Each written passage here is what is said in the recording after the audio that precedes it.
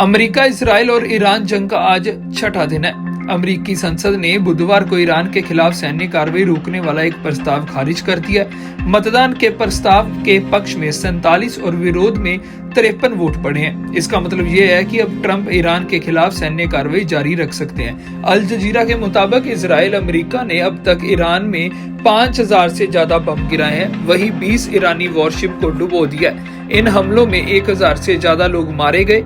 Iran ने भी पलटवार करते हुए मिडिल ईस्ट के 9 देशों में बने अमेरिकी बेस पर हमला किया। ईरान ने चेतावनी देते हुए कहा कि अगर अमेरिका और इजराइल ईरान में सत्ता परिवर्तन की कोशिश करते हैं तो ईरान इजराइल के डिमोना न्यूक्लियर सेंटर को निशाना बना सकता है। उधर ही बुधवार को भारत से लौट रहे एक ईरानी युद्धपोत आइरिस देना को श्रीलंका के पास हमला कर डुबो दिया गया। हमले में अब तक 87 ईरानी सैनिक मारे गए हैं।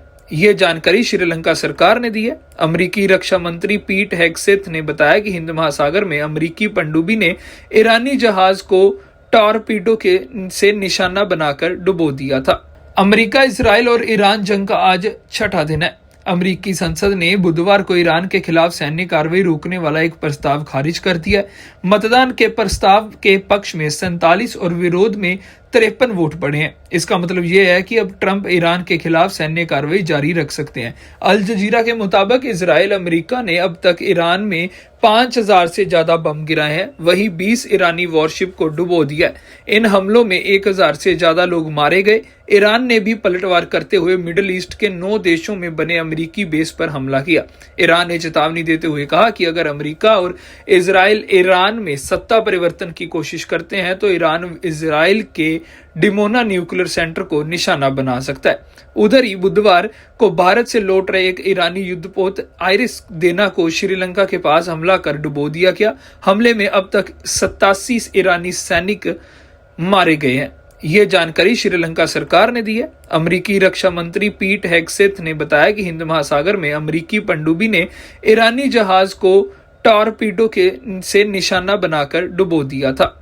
अमेरिका, इजराइल और ईरान जंग का आज छठा दिन है।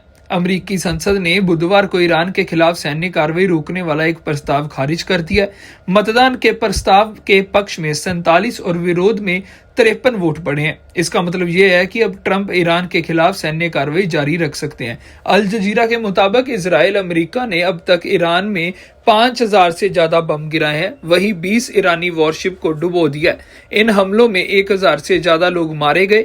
ईरान ने भी पलटवार करते हुए मिडिल ईस्ट के 9 देशों में बने अमेरिकी बेस पर हमला किया। ईरान ने चेतावनी देते हुए कहा कि अगर अमेरिका और इजराइल ईरान में सत्ता परिवर्तन की कोशिश करते हैं तो ईरान इजराइल के डिमोना न्यूक्लियर सेंटर को निशाना बना सकता है। उधर ही बुधवार को भारत से लौट रहे एक ईरानी युद्धपोत आइरिस देना को श्रीलंका के पास हमला कर डुबो दिया गया। हमले में अब तक 87 ईरानी सैनिक मारे गए हैं। यह जानकारी श्रीलंका सरकार ने दी है। अमेरिकी रक्षा मंत्री पीट हेगसेथ ने बताया कि हिंद महासागर में अमेरिकी पनडुब्बी ने ईरानी जहाज को टॉरपीडो से निशाना बनाकर डुबो दिया था।